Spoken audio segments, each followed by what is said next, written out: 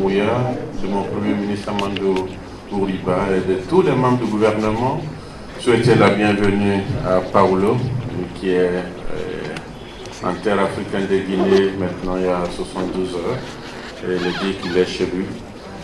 Et remercier l'ensemble des acteurs qui ont participé à ce processus, parce que ce n'était pas aisé, vous le savez, vous avez tous participé, journalistes, depuis le début, beaucoup d'articles, beaucoup de communication, beaucoup de débats sur le sujet. Vous avez participé à la transparence du processus. Nous voulons vous dire merci. Nous voulons dire merci à la commission qui a fait le travail et qui, malgré la pression sur elle, elle a tenu à aller jusqu'au bout. Remercier le comité exécutif et son président et qui ont accepté évidemment que ce processus continue parce que beaucoup estimaient qu'on n'allait pas arriver au bout tellement que les désaccords parfois devenaient profonds plus nous avancions parce que quand même de 60 à 1 c'est pas quand même très aisé vu que chacun a toujours sa position.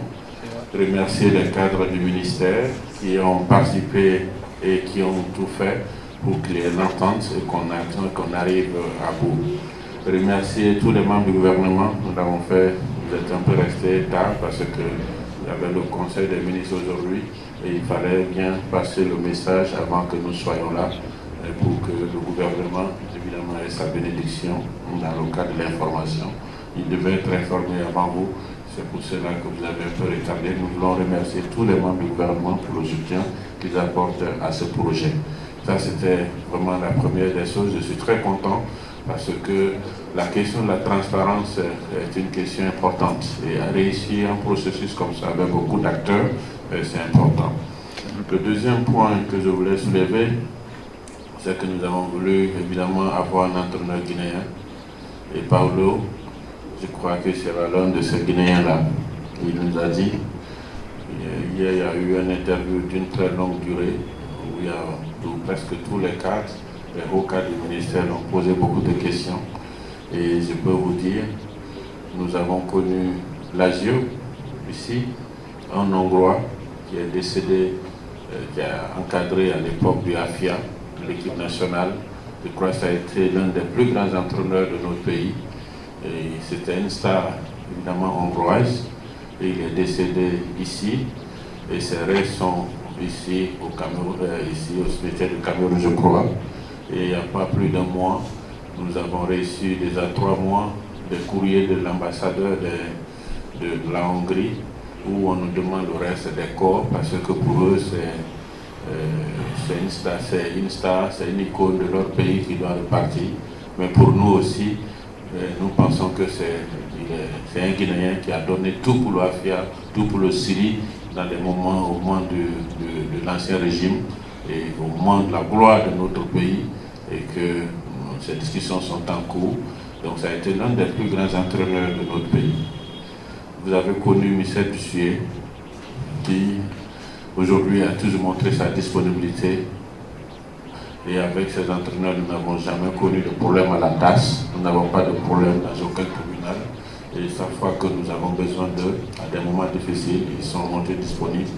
Et nous pensons que Paulo, quand il est venu, c'était la première des choses qu'il nous a démontré qu'il va vivre ici, résider ici, travailler avec nous ici, parce qu'il se sent guinéen, parce qu'il aime la Guinée. Ça, c'est l'un des critères sur lesquels on voudrait évidemment vous le dire. Maintenant, il y avait 2 projets importants sur lesquels nous avons voulu discuter et que vous-même vous êtes d'accord avec. C'était de dire comment construire, comment il peut participer à la refondation de notre football. Parce que nous sommes dans une période de refondation et dans cette période de refondation, vous êtes d'accord avec nous, nous sommes tombés d'accord qu'il y a des talents partout en Guinée. Il faut que nous soyons capables d'aller les chercher et les aider à se développer. Et que nous ne voulons plus qu'un jeune soit à l'équipe nationale par hasard. Ce n'est pas juste pendant les compétitions qu'il faut aller chercher des talents dans les pays, dans les autres championnats pour pouvoir les présenter. Et l'enfant devrait être suivi à partir des moins de 15 ans et qu'il soit évidemment suivi jusqu'à ce qu'il atteigne l'équipe senior et que tous, chacun, si vous le voyez à l'équipe nationale, chacun devrait au moins connaître son parcours de l'enfant, parce que nous avons toutes les catégories au niveau national. Nous avons les U15, les U17, les U20, les U23, nous avons une équipe évidemment A+, ou A', que nous appelons l'équipe nationale, qui a fait une prestation que vous avez vue hier. Donc nous pensons qu'aujourd'hui, le sélectionneur national peut recruter même un enfant de 16 ans, comme vous l'avez constaté. Donc ce qui veut dire que tout ça fait partie de son sphère.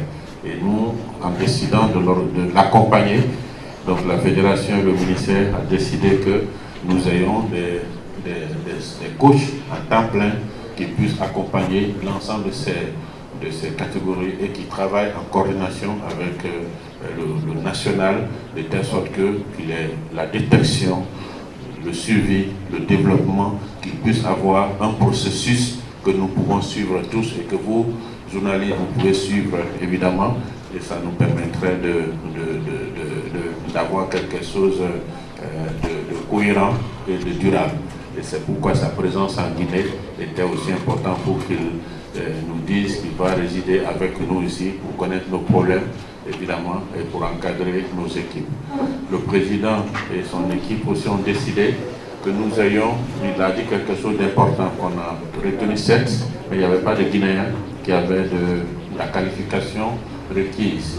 Donc pendant ce temps, il faut donc qu'on forme des Guinéens avant 2027, et avec la collaboration de la CAF et l'aide de tout un chacun, pour qu'à la fin, nous ayons non seulement une grande équipe, mais aussi nous ayons des Guinéens une trentaine, pour ne pas dire une cinquantaine, qui puissent avoir la certification, qui puissent avoir les diplômes requis, et tout cela demande à ce que vous travaillez en équipe. Pour cela, je voudrais vous le confier.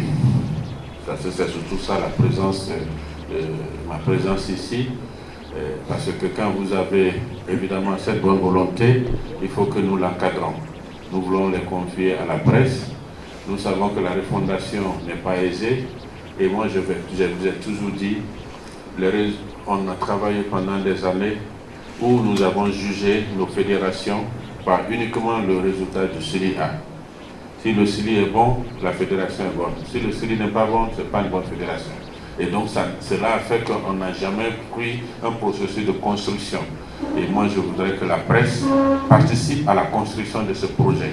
C'est-à-dire les 2 ans que vous ne vous focalisez pas uniquement sur les résultats sportifs, mais vous participez évidemment à cette construction pour savoir qu'est-ce qu'il est en train de faire pour atteindre les objectifs de la refondation dans notre sport. Et ça, c'est extrêmement important. Vous avez besoin de vos soutiens pour cela. Nous avons besoin aussi de vos soutiens par rapport à la question des influences extérieures sur l'équipe.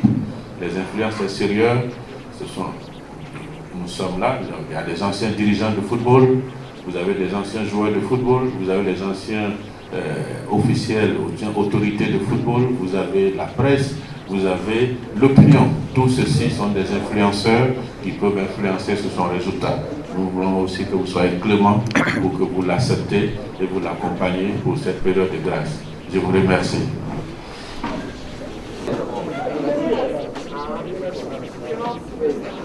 Gracias.